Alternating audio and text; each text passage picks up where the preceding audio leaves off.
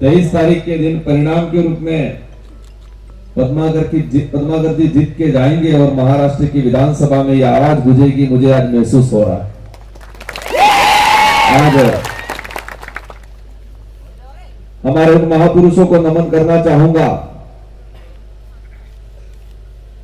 जिन महापुरुषों ने अंग्रेजों से, राजा रजवाड़ों से, मुगलों से लड़के हमारे देश को आजाद कराया और इस पांडाल में जो हमारा मूल बीज है इस देश का, उसको सुरक्षित रखा। इन महापुरुषों के क्रम में बिरसा मुंडा जी को नमन, ख्वाजा नायक जी को नमन और संविधान निर्माता भीमराव अम्बेडकर जी को नमन। यहाँ की हमारी कुल देवी यामा मोगलमताई को मैं नमन करना चाहूंगा और इस इलाके में नशा मुक्ति को लेके, समाज सुधार को लेके गुलाम बाबा को भी नमन करना चाहूंगा और उनके नेतृत्व में जो आंदोलन हुआ था और उस समय जो अत्याचार हुआ,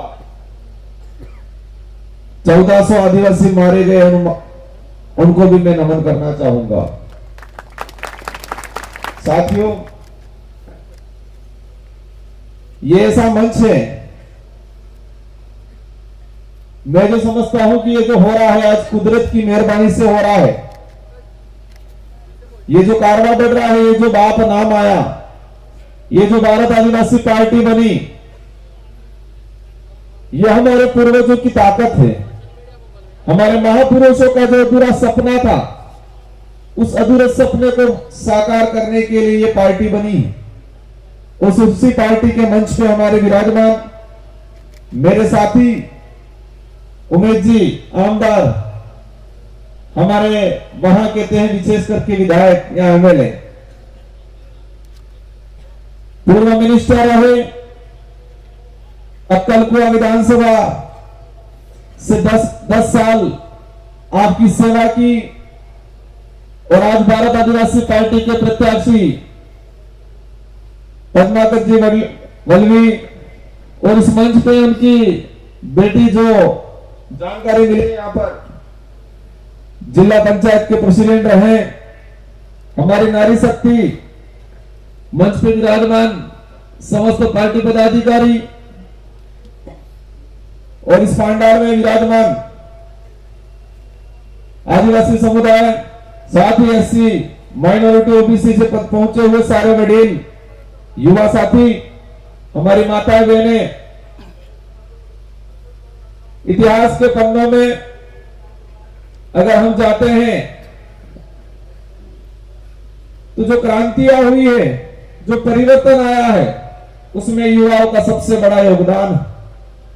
और आज इस पांडाल में भी अगर मैं देखता हूं तो युवाओं का ज्यादा हुजूम उमड़ा है, ऐसा लग रहा है। युवाओं के अंदर जोश जुनून है और यही पांडाल, यही सभा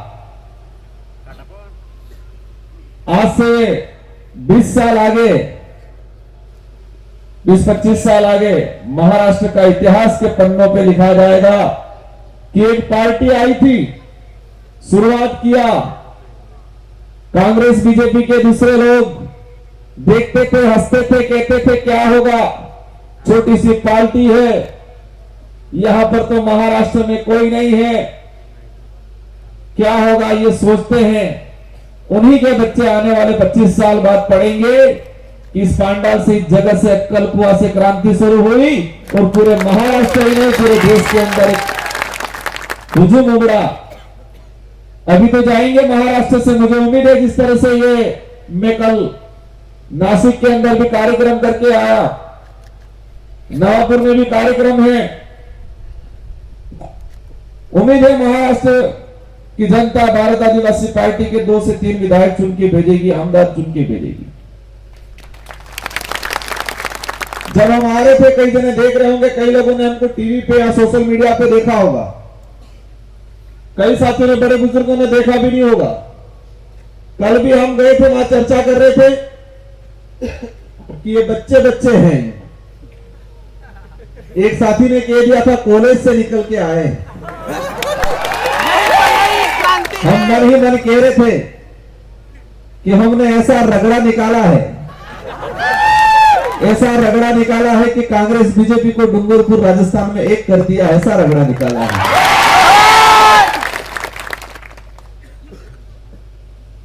उम्र कम है, शरीर भी कम है, लेकिन तजुर्बा और हौसला बहुत शानदार जोरदार वाला है। और ये ठान के आए हैं कि ये तो शुरुआत है, ये तो शुरुआत है। आने वाले समय में ये राजकुमार जैसे जैसे हजारों राजकुमार इस महाराष्ट्र की धरती को पैदा करके जाएंगे। मेरे 84 की जनता को याद करना चाहूंगा, जिन्होंने मुझे 2 बार आमदार बनाया है, 2 बार, और ये तीसरी बार मुझे सांसद बनाया है डूंगरपुर बांसवाड़ा की जनता ने, और ऐसे ही मामूली ने बनाया है। 2023 के अंदर जब मैं सेकंड बार आमदार बना, राजस्थान में 200 सीटें हैं, 200 में से हाईएस्ट लीड से 70,000 की लीड से जिताया था मेरी सभा की जनता ने। और लोकसभा की तो बात ही अलग है। एक दिग्गज नेता थे,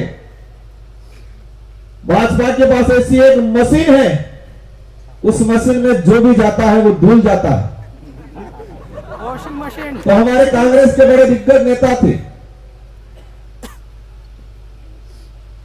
वो वहां से चुनाव लड़े लोकसभा का, और परिणाम आने के बाद पूरे देश में 2 लोकसभा की चर्चा थी, एक तो अयोध्या की और एक बांसवाड़ा की। बांसवाड़ा की इसलिए थी कि पूरे लोकसभा चुनाव में मोदी जी का सबसे विवादित भाषण अगर रहा था तो बांसवाड़ा से रहा था, मेरी सीट से।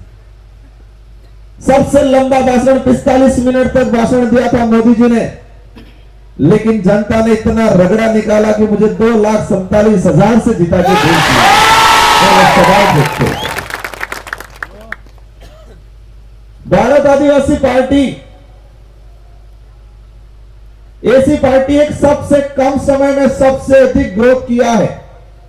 1 साल हुआ है अभी, सितंबर 2023 के अंदर इसका निर्माण हुआ, स्थापना हुई, और 1 साल के अंदर राजस्थान में 3 विधायक, एक मध्य प्रदेश में विधायक जो आपके आमदार और मुझे खासदार बनाया, और आज से महाराष्ट्र की धरती से भी पटनाकर जी बनली और अन्य साथी चुन के जाएंगे। सबसे कम समय में सबसे अधिक ग्रोथ करने वाली पार्टी रही।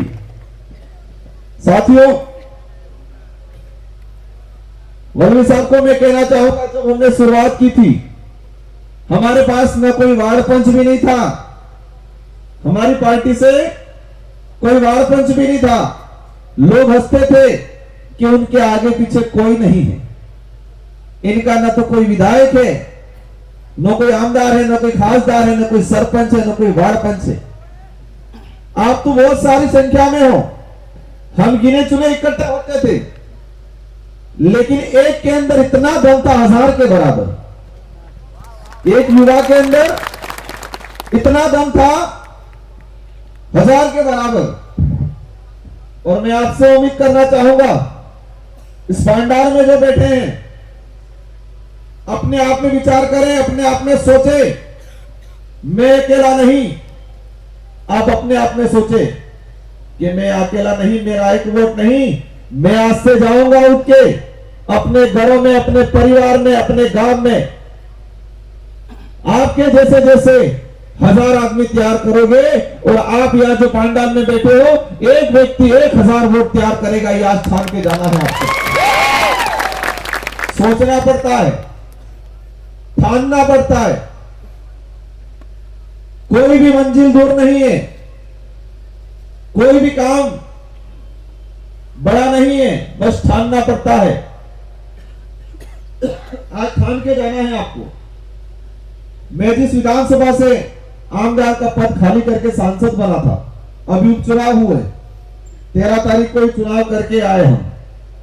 पूरी सरकार लगी है, सारा सिस्टम लगाया, लेकिन हमारे साथ युवा है, और ये युवा जोरदार फटका मारता है, तो इसलिए मेरा भी गला थोड़ा बैठ गया। रेगुलर 20 दिन हमने और आपके लिए खुशखबरी है कि 23 तारीख को राजस्थान से 2 आमदार और बनेंगे, एक तो मेरी जगह वाला और एक दूसरे उपचुनाव वाला।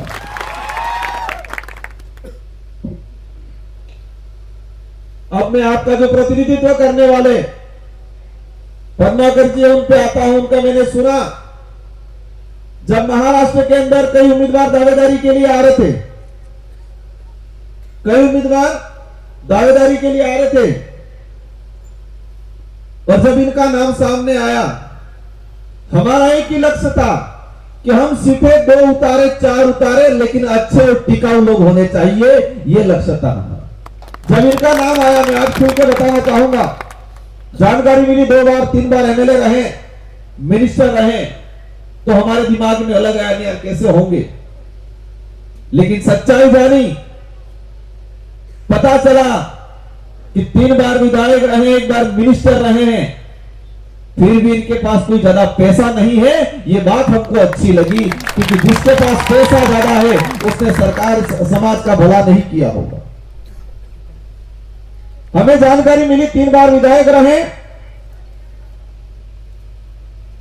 मिनिस्टर रहे, लेकिन उन्होंने पैसा इकट्ठा नहीं किया है, जनता की सेवा की है। कुछ समय भाजपा का ज्वाइन किया था, लेकिन भाजपा ने महाराष्ट्र के आदिवासियों के साथ अन्याय करने का जो काम शुरू किया, बोगस आदिवासियों को आपके साथ सम्मिलित करने का, आपका हक मारने का, लाने का काम किया, उस पार्टी को उसी दौरान लात मार दी। ये बात अच्छी लगी। क्यों छोड़ी वो? क्योंकि आपके हक खाने वाले लोग ला रहे थे, बोगस आदिवासियों के सम्मिलित करके आपके आने वाले भविष्य का गला घोटने का काम कर रही थी भाजपा। उस बात से उन्होंने ठुकरा दिया और उन्होंने कहा कि हम समाज के साथ अन्याय नहीं होने देंगे। ये बात अच्छी लगी। जब जानकारी मिली ये युवाओं के आंदोलन लड़ते थे, आदिवासी समुदाय की जल जंगल जमीन की लड़ाई लड़ी, आरक्षण की लड़ाई लड़ी, इनका बैकग्राउंड जाना हमने तो बहुत शानदार लगा। हमने कहा आगे पीछे कुछ नहीं सोचना है, हमारी पार्टी से यही चुनाव लड़ेंगे, ये ठान लिया था। और मैं आपको आश्वासन दिलाना चाहूंगा उनकी तरफ से, ये आपके साथ कभी धोखा नहीं करेंगे। मुझे उम्मीद है कि आपकी भावना के अनुरूप बंबई की विधानसभा में बात रखेंगे। आपके साथ आने वाले भविष्य में कोई भी अत्याचार करेगा उसके आगे खड़े रहेंगे। और ये जो नर्मदा तापी का जो परियोजना चला रहे, जिससे हमारे आदिवासी समुदाय को विस्थापित किया जाएगा, उसकी लड़ाई में सबसे आगे ये खड़े रहेंगे, आप निश्चित हैं। कांग्रेस के लोग लड़ रहे हैं, आज निर्दलीय लड़ रहे हैं, बीजेपी के लोग लड़ रहे हैं। यहां पर क्या भाषण देते हैं मुझे नहीं पता, लेकिन हमारे उधर क्या भाषण देते हैं कि कांग्रेस आई उसने गेहूं फ्री कराया, ये बोलते हैं। रोजगार गारंटी की बात करते होंगे, निःशुल्क शिक्षा की बात करते होंगे, लेकिन आपकी जानकारी के लिए बता दूं, जो लोग कहते हैं छोटी पार्टियां क्या करेगी, अगर ये छोटी पार्टियां नहीं होती तो इस देश के अंदर रोजगार गारंटी कानून नहीं आया होता। ये कांग्रेस अपनी इच्छा से नहीं लाई है ये कानून। छोटी पार्टियां नहीं होती तो इस देश के अंदर खाद्य सुरक्षा अधिनियम कानून नहीं आया होता। फॉरेस्ट राइट एक्ट, वन अधिकार अधिनियम कानून, अगर छोटी पार्टियां नहीं होती तो वन अधिकार अधिनियम कानून नहीं आया होता। सूचना का अधिकार अधिनियम, इन छोटी पार्टियों की मेहरबानी है। कांग्रेस इसके नाम से वोट मांगती है, लेकिन आपकी जानकारी में होगा, पहली यूपी की सरकार बनी, मनमोहन जी प्रधानमंत्री बने, 17 से 18 पार्टियों ने मिलकर बनाया। और छोटी पार्टियों ने कहा सोनिया गांधी जी को, अगर आप देश के अंदर रोजगार गारंटी कानून लाओगे, आप देश के अंदर खाद्य सुरक्षा अधिनियम लाओगे, देश के अंदर जो आदिवासी समुदाय वन विभाग में रह रहा है उसको फॉरेस्ट राइट एक्ट का अधिकार दोगे तो हम समर्थन देंगे। उस समय उन्होंने कहा, मजबूरी बनी, कहा बिल्कुल हम करेंगे। अगर कांग्रेस फुल फ्रेश होती तो ये कानून नहीं आए होते, हमारे भाइयों को अधिकार नहीं मिले होते। आज उनके नाम से वोट लेते हैं ये लोग, बात करते हैं संविधान बचाने की। अब जरूरत पड़ी, लेकिन जब वास्तविकता थी, जब संविधान पे और आदिवासियों के अधिकार की बात आती है, जब 5वीं अनुसूची को धरातल पे लागू करने की बात आती है, पैसा एक्ट को धरातल पे लागू करने की बात आती है, कांग्रेस मौन हो जाती है। बीजेपी जिस तरह से आज देश में माहौल बना रही है, और महाराष्ट्र की तो बात ही अलग है। महाराष्ट्र को आर्थिक राजधानी कहा जाता है। क्या कहा जाता है? आर्थिक राजधानी। आर्थिक राजधानी मतलब देश में सबसे अधिक पैसा अगर किसी सरकार के पास होता है तो महाराष्ट्र की सरकार। लेकिन महाराष्ट्र का आदिवासी समुदाय, इससे दलित समुदाय आज भी शिक्षा से दर दर भटके खा रहा, शिक्षा से वंचित है। कई ऐसे परिवार हैं जो उनको 2 वक्त की रोटी नहीं मिल रही है और कह रहे हैं महाराष्ट्र आर्थिक राजधानी। और इस आर्थिक राजधानी का उपयोग क्या किया जा रहा है? सरकारों को तोड़ने में किया जाता है। वही किया जाता है कि लोगों को मजबूर किया जाता है, विधायकों को डराया धमकाया जाता है, आमदारों को डराया धमकाया जाता है। तो महाराष्ट्र में इतना तोड़फोड़ हो गया, कोई समझ में नहीं आ रहा किधर क्या हो रहा है। लेकिन इनको एहसास कराना है कि सरकार को जनता बनाती है और ये जनता पांडाल में बैठी हुई है। तो अक्कलकुआ की विधानसभा का निर्णय ये जनता करेगी, न कि पैसे वाले करेंगे, न बड़े पद वाले करेंगे, जनता करेगी। आपको समझना होगा, जो विधायक या जो आमदार उम्मीदवार अगर पैसा बांटता है, दारू बांटता है, आपको प्रलोभन देता है, लालच देता है, समझ लेना आपके भविष्य का सबसे बड़ा दुश्मन वही है। आपके आने वाली पीढ़ी का सबसे बड़ा दुश्मन वही है जो चुनाव में पैसा बांटने की बात करता है। दम पैसे के दम पे मैदान में आए हैं, वो समझ लेना आपके भविष्य का सबसे बड़ा दुश्मन वही है। आपके घर जंगल जमीन को बेचने का काम करेंगे। आपके रिजर्वेशन पे अटैक आएगा तब नहीं बोलेंगे, क्योंकि उनके दिमाग में ये रहेगा पैसा दिया है। क्योंकि साथियों, हमने राजस्थान में एक नारा लगाया है, अगर जबरदस्ती देते हैं तो ले लेना, लेकिन वोट मत देना। जबरदस्ती देते हैं तो ले लेना, लेकिन वोट नहीं देना है। कह देना है ये तो ब्याज आया है, मूलधन तो बाकी है। मूलधन तो पद्माकर जी को, ये तो ब्याज आया है और मूलधन तो पद्माकर जी को जिता के बंबई में भेजेंगे, तब वसूल करेंगे मूलधन। तो ये कहना है। आज आप सब देखते होंगे क्या हाल हो रहे देश के। भाजपा कह रही है देश को हम आगे ले जा रहे हैं, विश्व गुरु बना रहे हैं। अच्छी बात है, हमारा देश विश्व में एक सर्वोच्च स्थान पे होना चाहिए, क्योंकि हमारा देश हम भी चाहते हैं। लेकिन विदेश की सारी कंपनियों को बुला बुला के हमारा जो ट्राइबल इलाके की जो जमीनें हैं उसकी सर्वे कराई जा रही है। आज देश में कितना आदिवासी है वो सर्वे नहीं करा रहे हैं ये लोग। 2011 के बाद से आज तक जनगणना नहीं की। अंग्रेज भी उनसे ठीक थे, अंग्रेज भी हर 10 साल में सर्वे कराते थे, लेकिन उन्होंने सर्वे नहीं कराई। आज इन पहाड़ों में कहां पर बॉक्साइड है, कहां पर सोना है, कहां पर लोहा है, कहां पर तेल निकल रहा है, यह सर्वे कराई जा रही है। लेकिन इस देश का आदिवासी कितना है वो सर्वे कराने की बात आती है, बीजेपी मुंह पे पट्टी लगा देती है। समझ लो कि जो हमारी गणना के विरोध में है, जो हमारी अलग से एक आइडेंटिटी, आदिवासी के अलग से आइडेंटिटी देने, अलग से कॉलम देने के विरोध में है, वो समझ लेना वो आने वाले भविष्य को खत्म करेंगी, हमारी पहचान को खत्म करेंगी। जंगल में जानवर कितने हैं उसकी सर्वे हो जाती है, लेकिन इस देश में कितना समुदाय कितना है उसकी सर्वे नहीं होगी। ट्राइबल का फंड कैसे आएगा सेंट्रल से? महाराष्ट्र में कितनी पॉपुलेशन है ओरिजिनल, उसके अलग से कॉलम बनना चाहिए। मैं उस बात पे ज्यादा नहीं जाना चाहूंगा, लेकिन मुझे जानकारी में आया कि महाराष्ट्र का ट्राइबल का जो फंड था, ट्राइबल डिपार्टमेंट का फंड, उसको उपयोग में नहीं किया गया, उसको दूसरी स्कीम में लगाया गया। लाडली बहन, आदिवासियों का पैसा दूसरी योजना में लगाया गया और हमारी बहन बेटियां बैठी हुई है यहां। आपको ठगने के लिए बाबे आए हैं, आप ध्यान रखना। आपको ठगने के लिए बाबे आए हैं और कुछ तो मामा बन के भी आए हैं, ध्यान रखना। ये मामा कौन से मामा हो सकते? मैं ज्यादा कथा तो नहीं पढ़ता हूं, लेकिन किसी एक कथा में है कोई मामा कंस मामा करके, तो ध्यान रखना, लाडली बहना करके पुकार रहे हैं आपको ये लोग, वो आपको ठगने वाले बाबा हैं। उस लाडली बहना को मैंने 1 साल पहले मध्य प्रदेश में देखा था। 1 साल पहले मध्य प्रदेश में लाडली बहना को देखा था। बेचारी लाडली बहना मध्य प्रदेश में खत्म हो गई, वो लाडली बहना अब महाराष्ट्र में लेके आ गए हैं। आपके बच्चों की छात्रवृत्ति नहीं आई है, 2-3 साल होने आगे होंगे। आपके बच्चों का रिजर्वेशन खत्म कर रहे हैं। आप जिस जमीन पे बैठे हो उसका पट्टा नहीं दे रहे हैं। आपकी आइडेंटिटी खत्म कर रहे हैं, और लाडली बहना के नाम से हमारी बहन बेटियों को ठगने के लिए बाबा बन के आ रहे हैं। मैं गया था मध्य प्रदेश में अभी, हमारी लाडली बहना सारी दुखी है।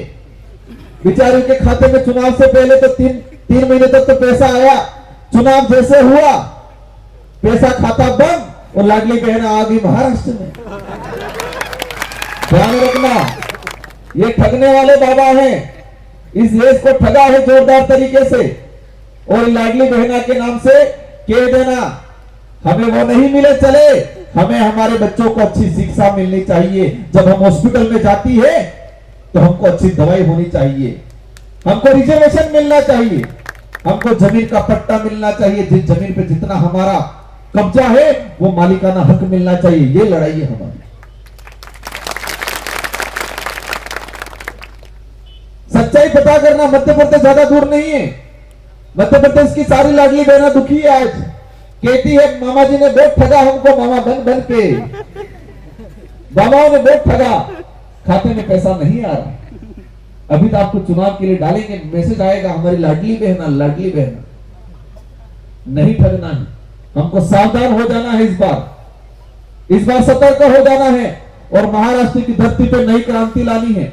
भारत आदिवासी पार्टी वो पार्टी है जो आपके भविष्य का निर्माण करेगी, आने वाली पीढ़ी का निर्माण करेगी, आने वाली पीढ़ी को सुरक्षा कवच के रूप में काम करेगी। ये पार्टी सत्ता की भूखी नहीं है, ये पार्टी स्वाभिमान की लड़ाई लड़ने वाली पार्टी है। वो लोग सत्ता के भूखे लोग हैं। ये पार्टी आपके भविष्य में आपके बच्चों की रक्षा करेगी। रिजर्वेशन के संविधान के जितने जो हमारे हित में प्रावधान है उनकी रक्षा करके धरातल पे इंप्लीमेंट कराने का काम करेगी। आज जब भी बात आती है, बीजेपी के कई लोगों ने खुला बोला है कि आरक्षण खत्म करेंगे, आरक्षण खत्म करने की बात आती है वो लोग जोर